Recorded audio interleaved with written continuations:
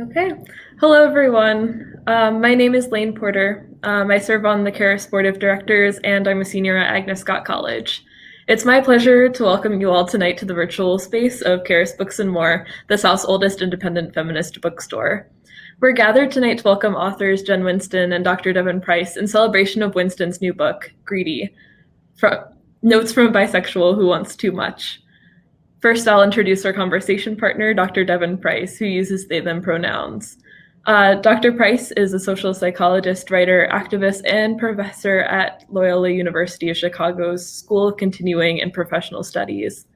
Price's work has appeared in numerous publications such as Slate, The Rumpus, NPR, and HuffPost, and has been featured on the front page of Medium multiple times. They are the author of Laziness Does Not Exist, and they live in Chicago, Illinois. Our person of the evening tonight is Jen Winston. Winston uses she, they pronouns and is a writer, creative director, and, of course, bisexual. Their work bridges the intersection of sex, politics, and technology and has been featured in the Wall Street Journal, the Washington Post, on CNN, and more. Jen is passionate about unlearning and creating work that helps others to do the same. She is the author of Greedy, Notes from a Bisexual Who Wants Too Much, and lives in Brooklyn with her partner, dogs, and iPhone. Follow Jen on Twitter and Instagram at Generous. We are excited to get right into this conversation, and we encourage you to put any questions you may have for Jen or Devon in the Ask a Question box on the bottom center of your screen. Finally, we love for you to shout out where you are tuning in from in the chat. So say hello and let us know what brings you here tonight. So welcome, Jen and Devon. Thank you so much for being here. All right. Thank you so much, Lane. And Jen, congratulations. We were talking in the green room about what a mind fuck, I hope that's okay to say, a book launch day is. How's it going? How are you holding up? I mean, like, I feel like I'm winded physically, and before this I downed like so much Indian food, so hopefully that was a good decision, but it was like as if I had run a marathon, like the amount of hunger. So it's been a very intense day. But I'm glad you understand. It, like I was saying, it makes me feel affirmed in the hecticness. Yeah. Yeah, it really is hectic for people in the chat. We were talking about how you think it's going to be this really happy, momentous time, but it's also just so grueling, and you kind of like want to like sequester yourself away from your partner because you're just on the phone all the time doing all this stuff, and it's just which is what I've done. Hi, Brinley. I know they're watching. Yeah. And can I also ask? I just have to, like, how did you handle the social media ego death of the last? Oh, yeah. With that coinciding with a book launch, that had to be. It's been trying. Oh, sorry. It's been very trying. It's like I basically I'm in a hotel room because I didn't want to just spiral around my partner any more than I already have. But yesterday I like fully spiraled, and I'm glad that no one was really around to see it, because it was obviously just like, it ended up not being a big deal, and it ended up being really great for me to take like 5-6 hours away from it was very much an ego death. That's a very well said. My favorite tweet came from Harry Hill. I don't know if you follow him, but he said, "Please pray for all influencers during this difficult time." And I just felt very seen by that. And yeah, it was a trying time. How did you handle it? It was good. It made me realize, like, okay, I really need to like be off the sauce for a couple weeks or something. Yeah. So did you see the meme that was like, it was like a post from at Instagram, a fake post, but it was like, hey guys, I'm taking some time off Instagram for my mental health. It was funny. Yeah, that was good. Okay, so just for everybody in the chat, we're gonna kick off with Jen reading a little bit from the book for us, and then we'll talk a little bit, and then I'll be kind of fielding and moderating any questions from you that you submit. So if you want to hit the Ask a Question button at any point tonight, and we'll talk for about an hour. We'll see where where it takes us. But yeah, if you're ready to read from us a little sample of the book, I sure let's am. dive in. Okay. So this is from a chapter. It's called Out of the Woods. It's from part 3 of the book, and that part is called I Want to Be Queer Enough. Oh, wow. I have the floor. Thank you, Dr. Press. Okay. Okay. When I was in my mid-20s, my interest in men constantly made me wonder if I was gay enough to come out. Should I call this an insecurity? Sound off in the comments. I was waiting on some kind of external validation, any confirmation that I was, in fact, bi, and had the right to say that out loud. But I was trapped in a loop. Since I rarely spoke about my sexuality, no one knew to give me said validation. Thus, I rarely spoke about my sexuality and repeat. To make a very straight reference and quote Chuck Klosterman, the beginning is the end is the beginning. I desperately wanted to be a queer person, but in hindsight, I don't think I knew what that meant. I lacked imagination and couldn't conceive of queerness beyond individual sexual identity. I had no concept of collective liberation.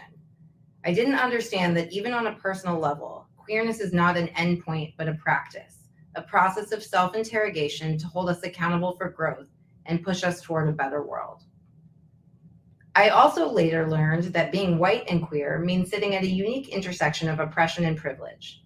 In a post-Trumpian era that fetishizes diversity, white queer people, like me, are often viewed as marginalized. And though this isn't wrong per se, it's not the whole story. As Billy Ray Belcourt writes, queers who ride the advantageous waves of whiteness slide smoothly into the depths of the normative. White queers are markedly less oppressed than black queer people, indigenous queer people, and other queer people of color, facing lower risks of incarceration, unemployment, and homelessness. If I'd had a better grasp on these truths and had realized that I wasn't the center of the world, I might have gone easier on myself while figuring out my sexuality. I might have recognized that queerness isn't about individual answers as much as collective questions. I might have understood queerness as a lens to help us envision the future. Did we really want to be equal by measure of a racist, sexist, monosexist society, or could we perhaps aim higher? But at 25, I couldn't be bothered to think about anything bigger than myself. I'm sure part of this was white individualism, but another part of it was just lack of perspective. To recognize how queerness could benefit the greater good, I first had to understand how, or if, it benefited me. Bisexuality made this complicated. I didn't feel straight, but I knew my actions suggested otherwise, as I'd already constructed my entire personality with the goal of impressing men. I listened to trap music, taught myself Settlers of Catan, and once spent a redacted amount of money on a shower curtain designed by Dave Eggers. But regardless of my target audience, I felt confident, and for what seemed like the first time ever, I liked myself. I finally knew how to dress for my body. I developed the acumen and independence to go on a week-long international vacation alone. I stepped into my quote-unquote womanhood and found power in that. Coming out didn't make sense unless I had somewhere to go. I knew plenty of queer men, but the only openly queer woman I knew was my coworker, an Australian lesbian named Claire. Though I didn't realize she was gay until she told me, she often came to work in garb that should have tipped me off, her wardrobe an ever-changing mix of flannels and Doc Martens. She loved to take up space, and I don't think I ever saw her cross her legs. We worked at a media company, the one from a previous chapter with post-election puppies, where our desks faced each other's, and we shared the job title creative, which was a euphemistic way of saying we produced sponsored lists. We couldn't exactly be proud of a writing career with outputs like, which Tide liquid detergent is most compatible with your zodiac sign? But we were internet nerds. What other workplaces had conference rooms named after famous cats, a GIF of the day contest, and a week where staff were allowed, nay, encouraged, to take meetings wearing a Snuggie? Our company loves showing up for social causes, though here's an idea, maybe start by paying your employees a living wage. So when they announced that they'd sponsored a pride float, the whole office was expected to attend the parade. At 10 a.m. on a Sunday, I joined Claire at a bar. We spent the morning chugging whiskey gingers and tossing rainbow confetti around 6th Ave. I felt honored to, quote, show up for equal rights, unquote, though I didn't realize that an event full of cops and corporations was anything but progressive. I definitely didn't realize that the pursuit of equality was inherently a flawed mission, since it encouraged us to chase milestones that were only important because straight people had deemed them so. The hype around legalizing same-sex marriage even kept most LGBTQ+ people from looking at any underlying issues. It distracted us from questioning marriage as an institution or unpacking social reliance on monogamy itself. Years earlier, in 2010, activists and allies had begged to repeal Don't Ask, Don't Tell. What might have happened if the energy spent fighting for inclusive military policies had instead been used to critique the concept of war itself? Years later, I learned a catchy word to describe this phenomenon: homonormativity. At least it's slightly catchier than, say, neoliberal hegemony of the queer community at large. Professor Lisa Dugan popularized the term, writing, "We have been administered a kind of political sedative. We get marriage in the military, then we go home and cook dinner forever." Her point was that if we only focus on equality, we'll only end up achieving assimilation. Sure, that's still a form of progress, especially when we're talking on a global scale, considering as of 2019, 72 countries still criminalize homosexuality and 8 still punish queer people by death. But there's a blatant cognitive dissonance in associating queer liberation with access to straight white institutions.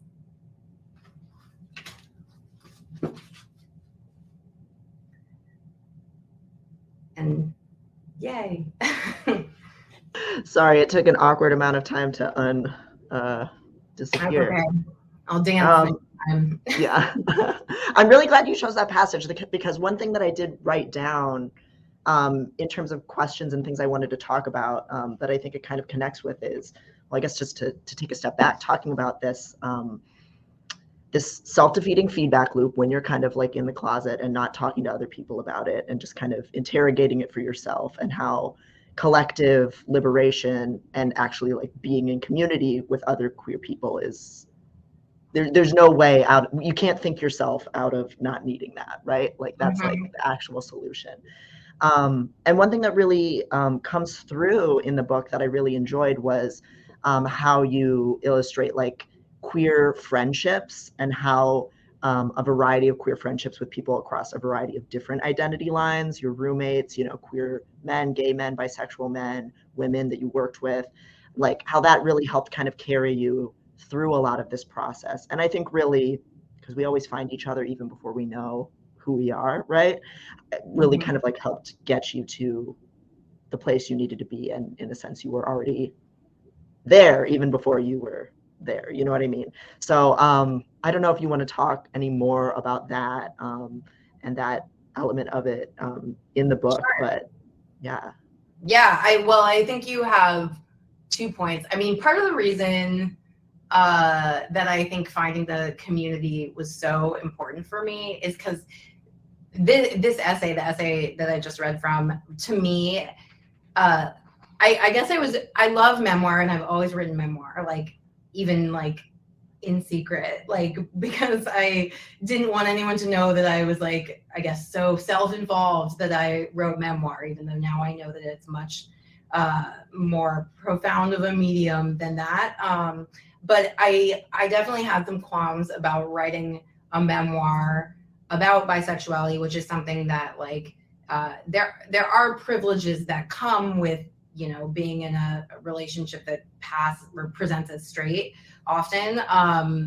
And they're like, bi privilege is a thing that people talk about all the time, even though it's not, you know, it's not a thing, because being closeted is not a thing, and being like invisible, or being closeted is not a privilege, and being invisible is not a privilege. Wow, that's my parents. Sorry, my parents just wrote, "Hi from Bloomington, Indiana," but they're logged in on my Crowdcast. Hi, Mom and Dad. So much. I'm sorry.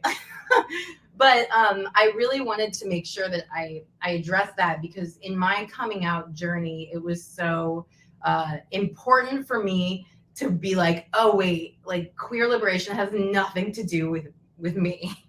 And just to realize that like now that I've figured myself out, I can fight for other causes, and that will make me feel even more connected to my queer identity.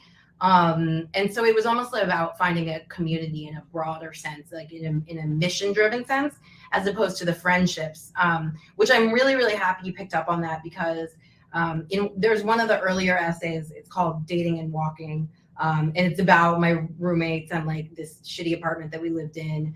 And it was one of my sample chapters for my proposal. And I like, everybody loved it. We were like, oh, this is a great chapter. And then as I kind of finished it and as the book was coming together, we had a discussion about whether we should keep it in, because it didn't necessarily seem tied to anything. But I was like, oh no, this is so important. Like my friendships are so important to my queerness. Like essentially they're like chosen family before you have the vocabulary for that, or like even when you have the privilege that you don't necessarily think you need that. Even when my mom and dad are writing, we're so proud in the chat. Thanks.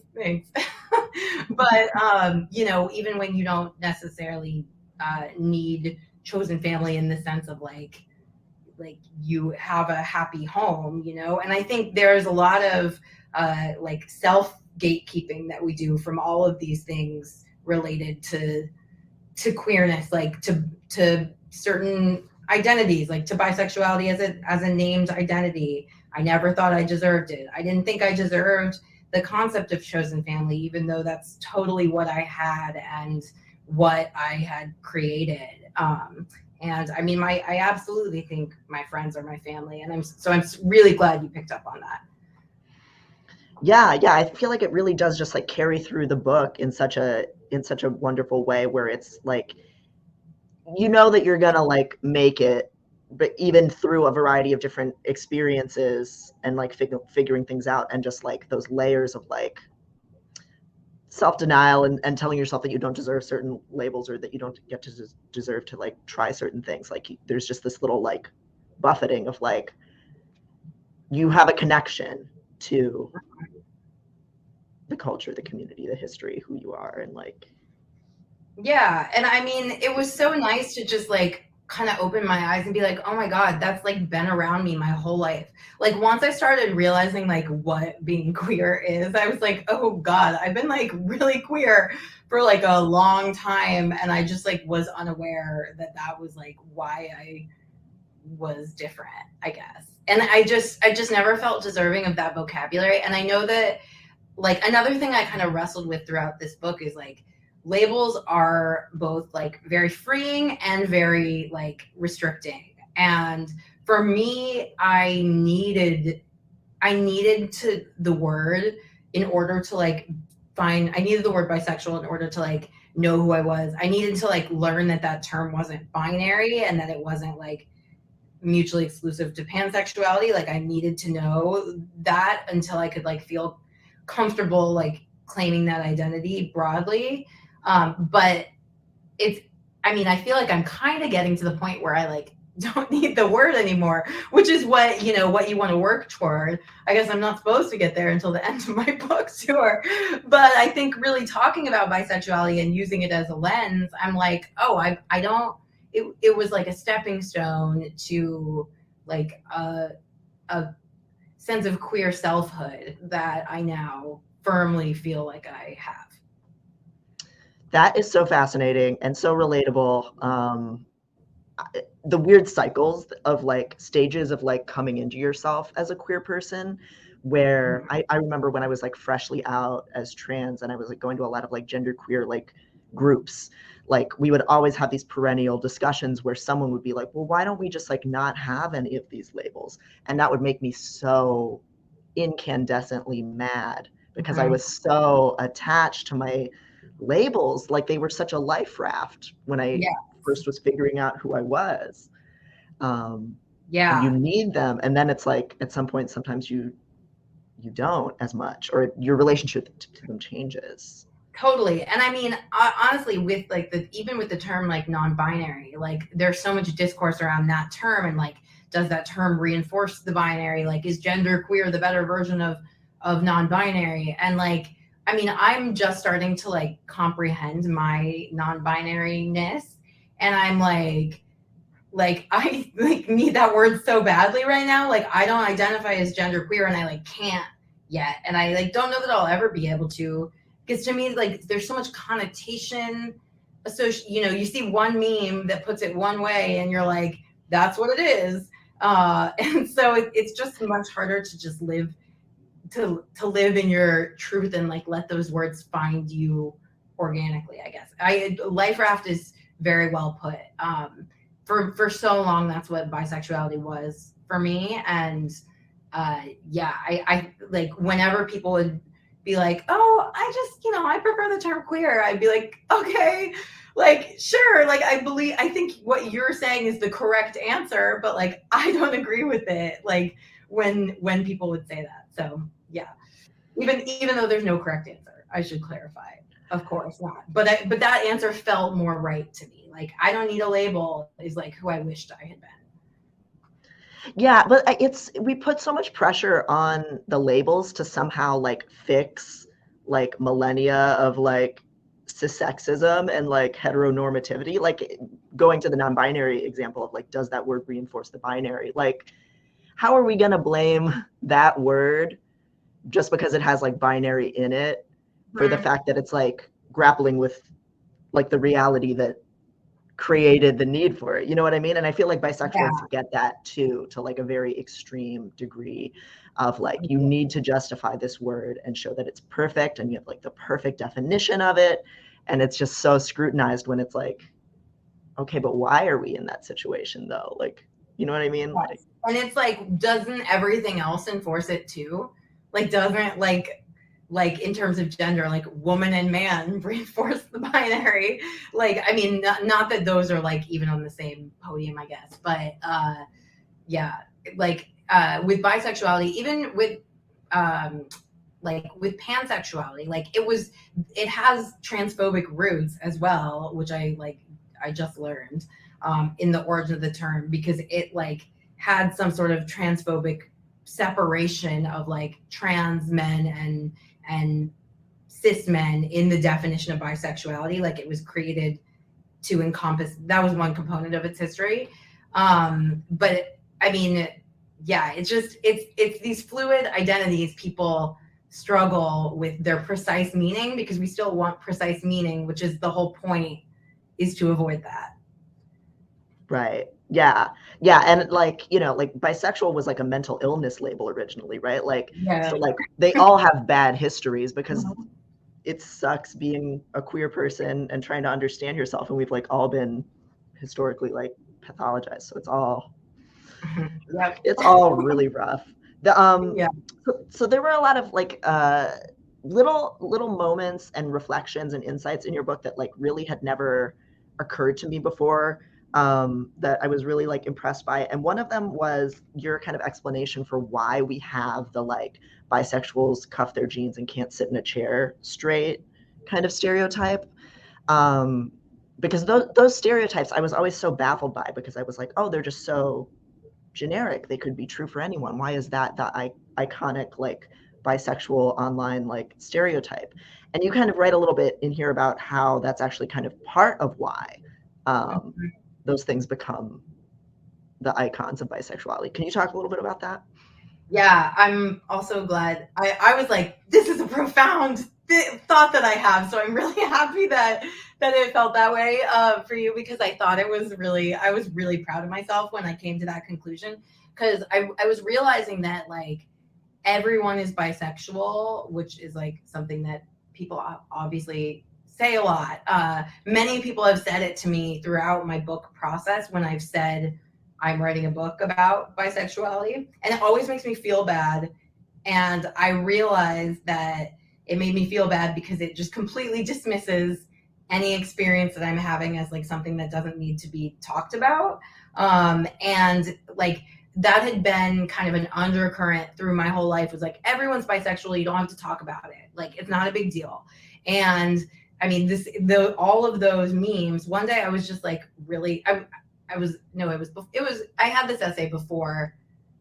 It was also one of my proposed proposal essays, but I was just really deep in the culture. I was going to say I was looking for stuff for my cover because I was like, what do you make a cover for a bisexual book that's not the bi flag? Like that was a really challenging part that like surfaced a lot of issues with the lack of culture and the lack of like iconography, other than these like random things like cuff jeans or like tucking and untucking shirts and like, I mean, it's always been a very internet thing. And I kind of realized that it was the same as like saying like everyone's bisexual, it's like, oh yeah, well everyone cuffs their jeans, everyone's bisexual. So it's the biculture meme is like sort of a microaggression, I guess, but I like love it, and because it's all we have. Yeah, I think another point that chapter makes is that I'm kind of relieved that bisexuals don't have like a culture that like in the same sense that like lesbian culture exists or like gay culture. When I'm using the quotes, it's like it's because the way I'm thinking about both of those terms is like with specific reference to like white lesbian culture and white gay culture, which have like very many layers of toxic elements, of course. But I feel like if biculture were to exist as like a place you could like bi bars, I feel like the majority of them would be really, really toxic and really bad. Like I think a lot of them would be very like gender exclusionary in a way. Like a lot of them would still be like men and women, and it's like that's not what my bisexuality is at all. And when someone says that they're bisexual because they're attracted to both like men and women, it like makes me want to like throw something, because it feels like it sets back all the work that a lot of bi people are doing to be like, no, this is a radical political idea that means embracing the space between binaries, and like you don't have to be either or, and like fluidity is part of our DNA, like. But then people will be like, I like girls and guys, or like there'll be a TikTok song about it and everyone sends it to me and I'm like, no, I hate this. Oh, I know like, exactly which one. I know. Yeah. Someone, weirdly, I had a sensitivity reader read that chapter, and I had a whole thing about a bunch of bisexual anthems in the chapter that I ultimately had to cut for word count. But the sensitivity reader had like pushed me to include that song, and I was like, I can't, because it doesn't. But it just shows that like we all have kind of just this like differing points of entry. Like the sensitivity reader was reading primarily for like racial sensitivities in the chapter, and like it ended up overlooking like the gender related ones. But yeah, I found that really interesting because it made me be like, oh wow, like there's just like all these interlocking circles of gaps of places where all of us could use like more like awareness. And I think a lot of that just comes ultimately with bisexuality. I think a lot of that comes from monosexism and the fact that people aren't like thinking about what's the correct way to portray bisexuality. Even a lot of bisexuals, it's just like, I'm talking about it, that makes it great.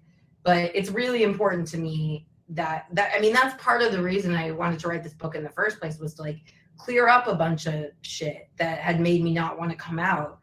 Because once I discovered the work of Shiri Eisner, who's quoted like several times throughout the book, I felt proud to be bisexual. And I was like, oh wow, this identity challenges a lot of systems and existing structures. Yeah, and I think that's why bisexual people are so like vulnerable, actually, like why they're at such a high risk of like domestic violence of like anyone in the queer community, and just like why they're so erased too. Like the challenging of existing systems and structures is just something that a lot of people don't want to grapple with, including a lot of people in the queer community, because we internalize that stuff. Wait, I want to wow, I don't want to use this phrase, but I want to double click on that, which is like the eye roll corporate phrase. But because so with that stat of like bi people have increased rates of intimate partner violence and also of sexual assault. So I had like an earlier version of this book that had an FAQ at the beginning with like a ton of things like that, and like I listed out a ton of those stats. And like an early reader had asked me why I thought those things were true. Like asked me they were playing devil's advocate, but like in a good way, as like, you're writing a book, you should think through all the angles. And they were like, why do you think that bi people experience higher rates of sexual assault and intimate partner violence? And I had to like really sit with that, because it was at first, even hearing those stats, it was hard for me to believe that bisexuality was a big enough deal to warrant stats like that. Like I was like, no, like this can't be related. This is like coincidental. And then obviously that was my own internalized biphobia. But I mean, I'm curious. Can you say more about why you think for intimate partner violence? Because that one I haven't. I mean, that's something I have not experienced personally. So I don't have that many theories. Like with the sexual assault one, I have my theories, and there's kind of an essay about it. But yeah, I'm very curious. Yeah. So I think one thing that just like comes to mind just in some of how you're like the way that you just kind of talked through it right now of like, how could it be like such a big, thing? First of all, just like recognizing that bi people, by like most of the stats that we have now, are the largest part of the queer community, right? So just like from a sheer like numbers game, like even though an incredibly like still erased population in a lot of ways, especially in terms of like queer community, like organizing and resources, like we don't make things specifically for bisexuals very much. Like they're the largest group. And so just like from sheer numbers, one, that's going to be a really vulnerable group if you have a lot of people and they're like erased. And I think it is, I would imagine that a lot of the reasons are similar to the reasons why the sexual assault rate is very elevated for bisexual people. I think just like a very like slut shamey culture, and a culture that like equates being bisexual with like being more, and like people use disgusting phrases like being sexually available to men. I'm sure you've like heard people talking about bisexual women that way, and that framework, and like cultural myths about bisexual partners being more likely to cheat. And I think that like it's really tricky and painful to talk about, but I think people do absorb that and turn that on their partners. No, you're totally right. I appreciate you like spelling that out, because I think that is totally true. Yeah, well said. I'm glad I asked. Yeah, I did. Yeah, it's now we're talking about like such a like bummer topic, but like I'm glad But it's important, because I mean, a lot of people don't even know that. Like I didn't know that, and even after I was out, and I was then when I found it out, I was like, this can't be true. So I think it's really important to discuss and like highlight, because only then obviously can you stop or like fight it. Yeah, and I think it kind of like tells the lie to the idea that like, oh, if you're in straight passing relationships, you're not oppressed, right? Like that whole idea that is used so often to silence bisexual people, when we don't apply that same framework to like closeted gay people. Like when someone's in the closet, we understand that that's traumatic. So like, why would that be any different? You know what I mean? Like that's a really interesting, because there's this, it's seen as like this element of like choice, I guess, of like you chose to be in a straight passing whatever relationship, you like get the privilege that comes with that. I mean, honestly though, also that might be another reason that those numbers are slightly higher, because I think like being in a relationship with like varying gender dynamics, I don't know. Like I wonder if it well, I guess because the numbers for bisexual people are higher than the numbers for heterosexual people, right? Mm-hmm. Yeah, and for lesbians and Okay, gays. yeah. So then concur with what you said.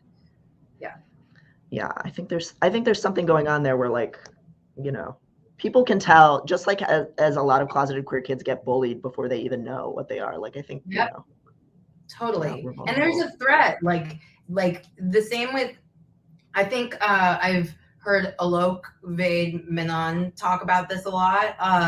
Like this almost like jealousy, or just like a jealousy that like cis people have when they like look at them and like just, and their just connection to their own self-expression, like how intimidating that can be. And I think like, especially being openly bi, like people are intimidated by it because it's like, you know, you do what you want. Like, I guess is what it's like no rules, Palm Springs, but it's, which should have been the title of my book. But yeah, I think people are really intimidated by it, which is a good thing, like, because it means you are connecting to your truth.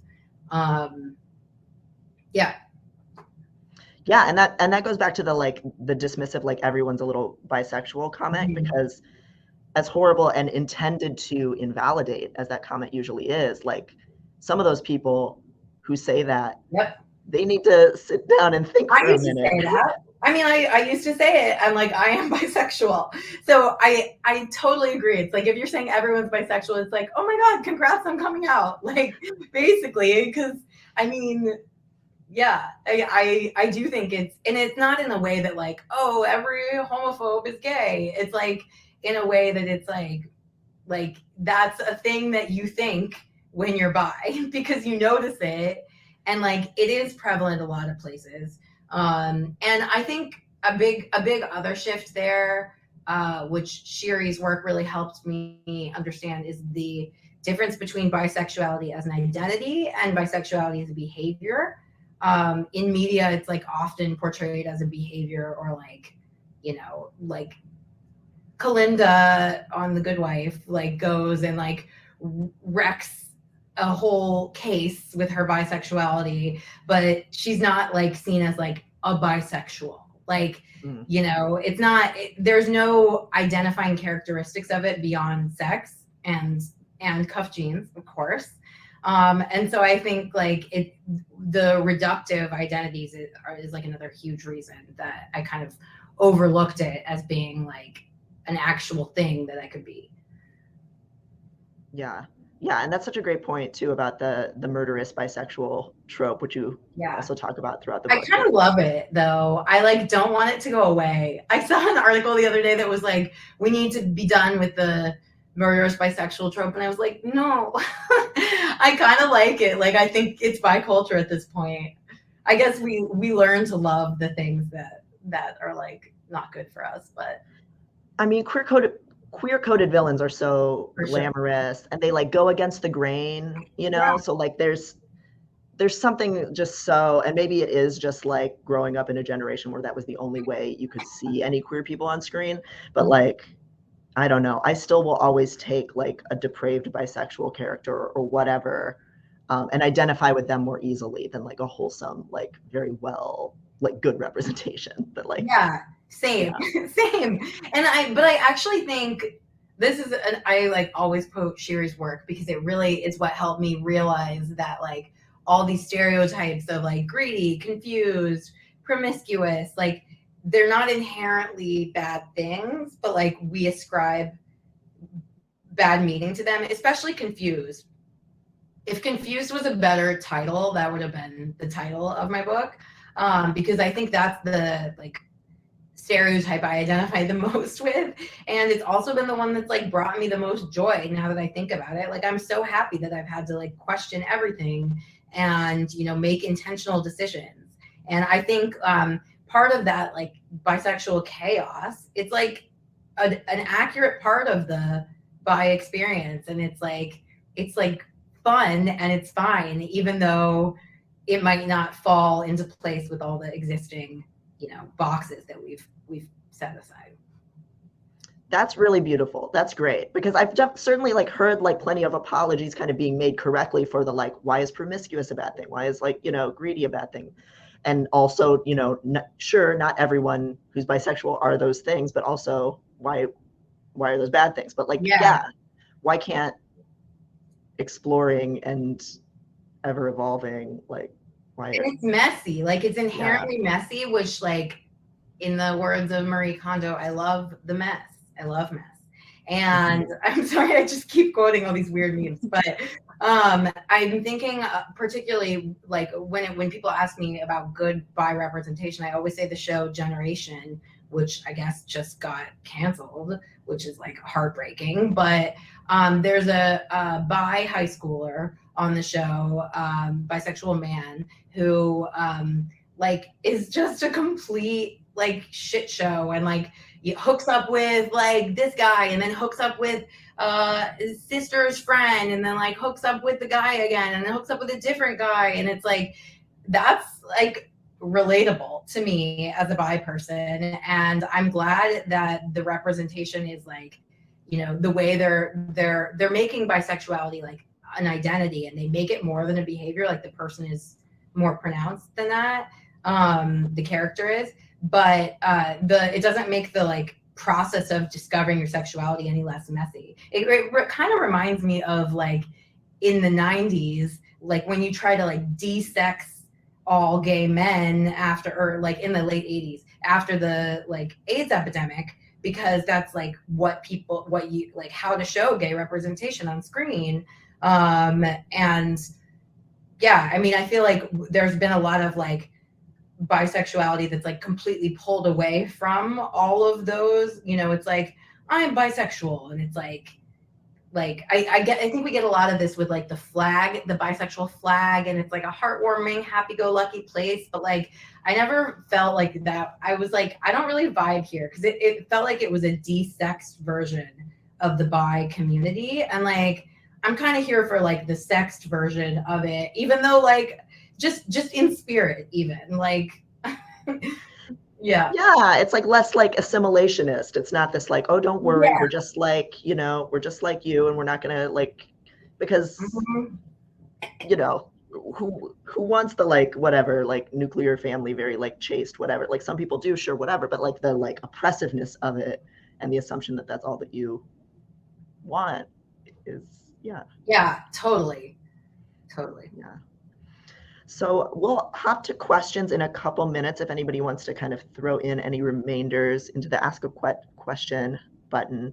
Another thing I wanted to talk about was just, and you mentioned it a little bit when we were talking earlier, and it was just like a footnote in the book, but it like blew my mind that it had never occurred to me. And that was the like, why don't we ask why there aren't bisexual bars? Like Mm-hmm. that just like took me out, because, you know, I've always kind of, as an at least a queer adult, like been privy to the like, we have XYZ number of gay bars, lesbian bars are dying, that whole kind of conversation, and that's pretty much where it ends. I had never heard anyone ever even say like, where's a bisexual bar, why don't we have bisexual bars? So I just wanted to like highlight that, and also like, I, you know, it's obviously like a symbol of like bi erasure that happens, but like I'm sure there's probably other places where you've kind of seen that play out, that Yeah. logic. But Well, yeah, actually, there is a bisexual bar. I found out after I wrote the book. It's one of my favorite bars. It's called Mood Ring in New York, and I didn't realize it was a bisexual bar until I like randomly went on their merch page, and they were like, Mood Ring, a bisexual bar, like, and they have these sweet sweatshirts that they discover bisexuality, and I'm just like obsessed with it. And it's, I mean, I didn't realize it was bisexual, but it's been one of my favorite bars. But they also like don't play it up that much. And I always think like if I had a bi bar, I mean, I talk about bisexuality all the time, of course. So I would like make that very clear. But my friend Ben, who is in the book, he and I were once talking about first how there was no bi culture really, which kind of spurned the discussion of the memes, etc. And then we were like talking about maybe we should start like a party, like a monthly party for bi people, and we were trying to figure out like what that would look like. Like, would it be a conversation series? Would it be like a dinner party? Would it be a sex party? Would it like, what would it be? And we were going to call it the bi-monthly. And then COVID hit. So I took the name the bi-monthly and started a newsletter with it. So that's the status of that project. But I really think there's a huge market for it. Like everyone I've mentioned to who like everyone I've mentioned that idea to is like, yes, I want that. And then also one other thing I want to call out on the idea of bisexual bars is that they're like, as I was kind of realizing that, I realized there are a lot of like sexually fluid queer spaces that are more in the like, we don't need labels camp.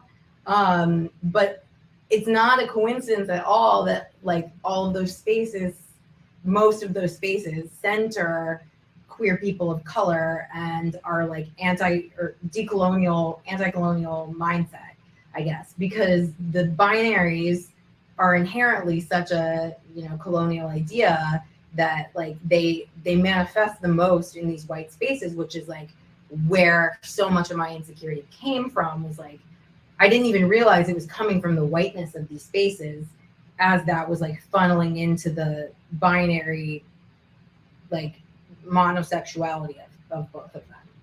So, yeah. Yeah. I'm glad you highlighted that. I was just, as you were kind of like talking about like just different spaces and events, like what was coming to mind for me were the few like, you know, kind of like queer parties that in Chicago where I am that kind of move from bar to bar that like are actually pretty inclusive and don't have that kind of like, you know, just very like kind of binary gendered vibe that some gay bars have and all of that. And they are all one like events that are organized by like trans women of color predominantly. And it's like, yeah, of course. Like, of course. And it's interesting, right when you said when they move from bar to bar, because that's what all the ones in New York do, they like switch locations. But like, it's interesting that even that is fluid. Like, you don't need to be like tied down to a location. There's something very poetic there that I didn't pick up on before. Yeah. And I don't know if that's just like kind of just recognizing like, oh, that then it's accessible to more people. Like, I think that's also another thing that the white gays like we're like pretty horrible at. It's like, oh, just go to the neighborhood that's on, you know, here in Chicago on this like on the north side that's hard to get to if you're a south sider. Though they actually did just rebrand it because Boys Town is kind of what'd they name it? North Halstead. It's actually kind of worse, but like because that's the name of the like business community that like North Halstead Business Alliance, but whatever. But so it makes sense that like a more inclusive intersectional space would also be mindful of the fact that like we want to move around town and be where the people are. So yeah, so totally telling. That's very true. Okay, let's crack open the questions and see what we got. Your reading talked about a very intersectional and political approach to bisexuality. Can you talk about your journey to get there? Oh, that's a great question. I mean, yeah, I think like I started my Instagram account. I hate to begin it with this, but I started my Instagram account in 2016, right after Trump was elected. This is in the book because this was like a huge part of my unlearning process. And basically my Instagram like got big around the first Women's March because I had this like novel idea at the time to go take photos of the funny signs, which was like very original at the time. So I got a lot of followers, but then I was like suddenly like a feminist influencer. And I was like, oh crap, like I like majored in communication. Like I have no idea what I'm talking. Like I enjoyed sharing things that I learned from, but like there were clear gaps in my knowledge. Like and so I felt very lucky that a lot of people in my life were and in my comments were like holding me accountable, essentially, like telling me when something was like racist or ableist or just bad.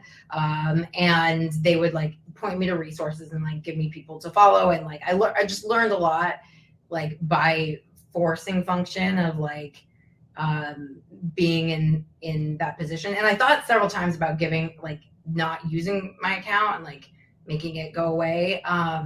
But every time I would do something wrong, I would like basically post an apology post, I guess you would say. But it was more of like, this is what I did wrong. Here's why. It was like talking about what I had learned. And it was honestly just factual of like, I did this wrong and here's what I learned. But I found that people like really resonated with somebody unlearning in public. Like I think it was a situation a lot of people were going through, and a lot of people were like, oh, I didn't know this, or like, thank you, this helped me like learn how to, you know, own up to my mistakes more, I guess. And I just was like, this is what I should be doing, is like telling people factual information. So that, I guess that's not exactly my bi identity, but all of that really, like, I mean, it led me to queer theory in a way that I never had really touched on in college. Although I did have like a great liberal arts education, and I learned, not at a like traditionally liberal arts school, but I learned a lot in college that I ended up like coming back to, like all these like critical race theory things. I was like, oh yeah, like we talked about that, like that time that I was really hungover in that one class. And so I went back to all of that. And I think a big thing that put me on the journey around bisexuality specifically was I didn't want to be this identity that erased non-binary people. So I was like, come on, like people must have thought of this before. Like, what is the inner, like, do I have to be pan? Like that word doesn't really fit right with me, or it doesn't sit right with me for some reason. Like, I don't know why. And so I started Googling like what, like, is bisexuality binary? And I like went down kind of a rabbit hole of that. And that's how I found Sherry Eisner's work. And that was like tied together everything I'd learned and unlearned. And yeah, that was kind of a pivotal moment for me. But that was after I had come out, but it was like, it made me feel like coming out had been the right thing. Yeah. So and that was another thing that I kind of wrote in my notes for tonight, that like you do a really good job of like modeling learning in the book as well, of just kind of walking through like, oh, here's how I used to think about this, and here's a conversation that I had with my coworker, and here's how we kind of like, and some things that I read, and like, here's how I slowly kind of like started to think of various things in a new way. And I think, I don't know, that's really hard to do, I think, like, because a lot of people, first of all, don't even have the like self-awareness once their opinion is changed to like look back and remember, oh, I remember what it was like to not think that, because it's kind of like, it's kind of a blow to the self-esteem sometimes for some people to like admit that stuff. And it sounds like you've gotten really comfortable with that, and you have a lot of practice with that from your platform. So yeah, I mean, I feel strongly like it is the only, like, especially in like kind of the chapter where I talk the most about like anti-racism with my things I learned from my white coworker about that.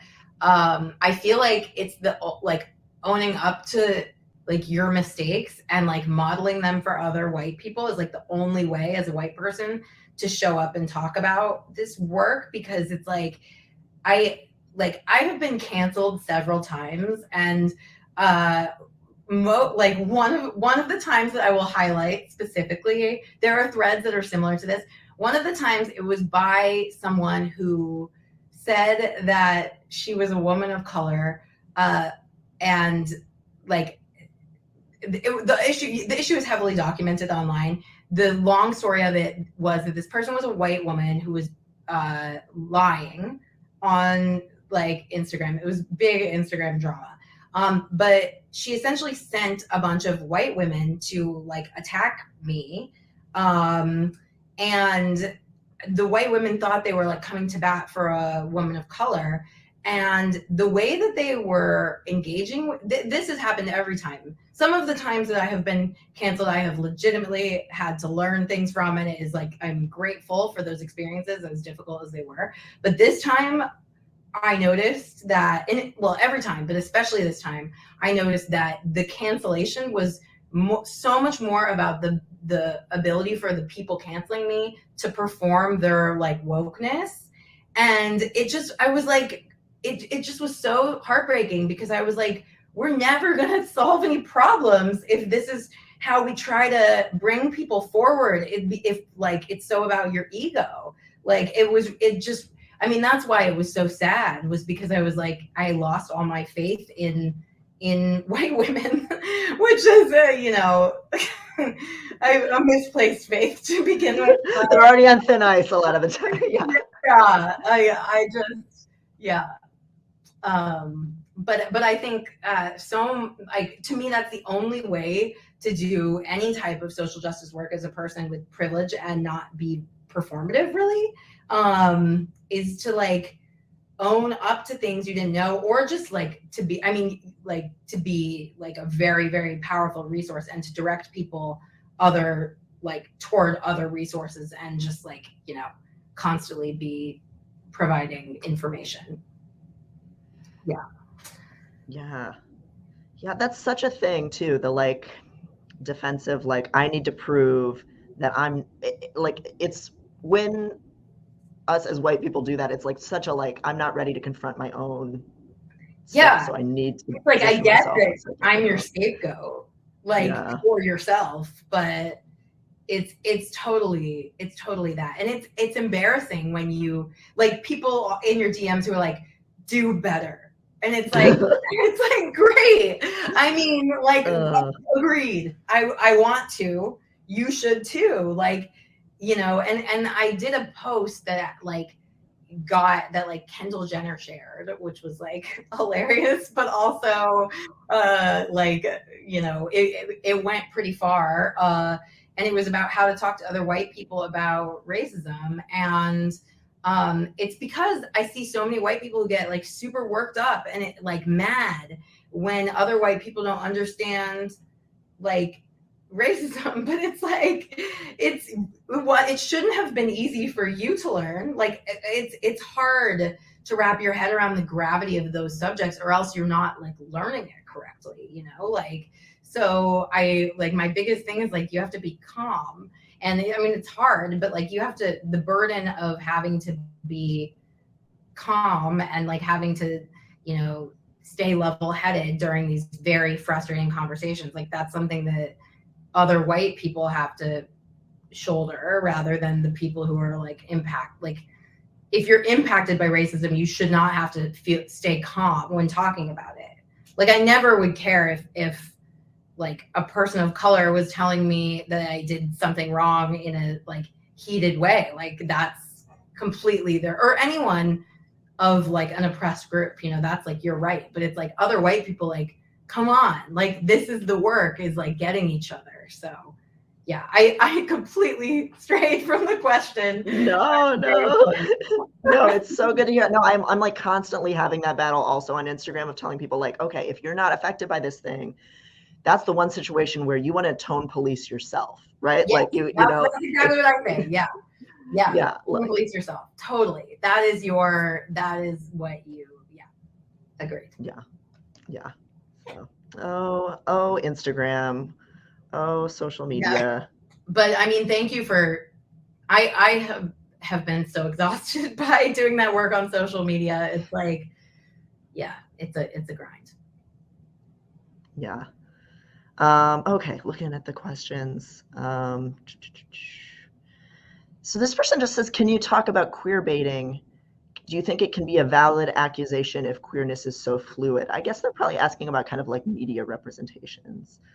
I mean, I think that comes up all the time in the context of bisexuality, because like, I forget, there was some like photo shoot recently of like Dua Lipa and like some other like hot woman like being hot together, like I think making out. I don't know. Was it with St. Vincent? Probably. Wait, really?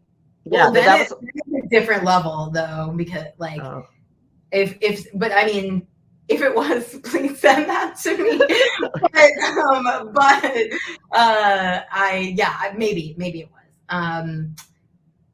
But actually, yeah, it was, and I thought of it differently. Okay, but I guess there's a lot of instances when like women will be like playing the queer baiting thing. is sort of like when you're like pretending to be bisexual, I guess is like what it's alleged. But I don't think that it's a thing. Like I think that if someone is like queer baiting, I mean, I will say, do you watch the other two by any chance? No, I don't. Oh, it's okay. It's a hilarious show on HBO. And they have this like queer baiting plot that's just like so hilarious. And I think they basically have this actor be like very like a straight man, but like pretends to be gay for the paparazzi so he can get more roles. And then like behind closed doors, he's like pretending to be gay is the best thing that's ever happened to me. And like, you know, I think that there's some truth to that, I guess, like, especially as a white queer person, like being queer is like a great thing, you know, like you have all these privileges of your whiteness, and then you know, you're queer, so like you're generally safe. But I mean, obviously there are levels of oppression, but I think I'm completely rambling. But the queer baiting question, I think it's just another form of gatekeeping around bisexuality, like and fluid identities. It says you have to be a certain way or do a certain thing in order to like count. Yeah, that makes sense. Sorry, that was a totally rambling. I got excited because I love that show, the other two. But I haven't even heard of it, so that's I got it hilarious. I need to re-steal my sister's HBO login, but yeah. But yeah. Yeah. So that's actually, there's some questions in here that I'm going to spare us. Okay. Because that's how that goes sometimes. But yeah, thank you so much for having me to chat about this. This has been super fun and cathartic also. Yay, agreed. I didn't even expect. So yeah.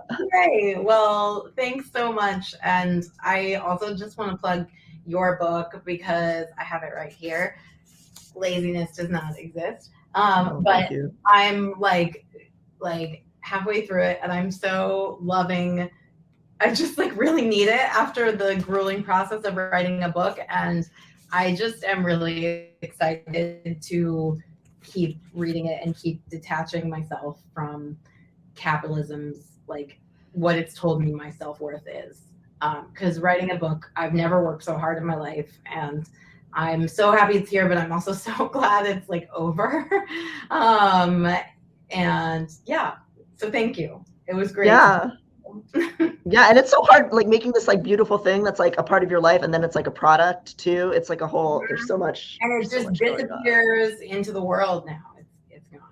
Yeah, but that's not actually. I mean, I know that's how it feels right now, but like, you'll get all these weird ripple effects where it's like, sometimes like a book doesn't catch on for like a few months after it comes out, and then you start getting, because it takes people a while to read, and then you get all these like letters from people, and like you'll hear about it like for like years of your life. So like, those will be like, that's a wonderful thing to like look forward to and like cherish. Yeah, so, I've gotten some, and it's been today. I went to do a signing, and I came out of the store, and someone was reading my book at a table outside the store, and I like burst into tears.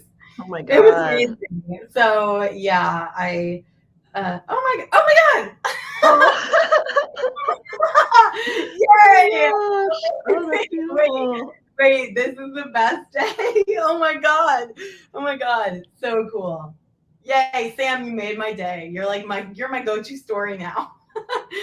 So okay, yay. That's amazing. So yeah, so it feels like it's just like out in the world and it's done, but like it's out in the world, like you don't even know how many people it's like touching. It's just so wild. So yeah. Yay. So congratulations. Well, thank you so much. It was great to talk to you. Yeah. All right. And with that, I guess I'll kick it back over to Lane. I think has some announcements and stuff. Hello, I'm back. Thank you so much, Devon and Jen. It was so great to hear that and watch that. And thank you so much for everyone for coming tonight. You can buy Greedy through that teal button down at the bottom of your screen, through carisbooksandmore.com. That's also where you can find Laziness Does Not Exist, if you want to check that out too. And you can access more free virtual Caris events at carisbooksandmore.com too. So thank you all again, and see you next time. Bye. Bye. Bye, everyone.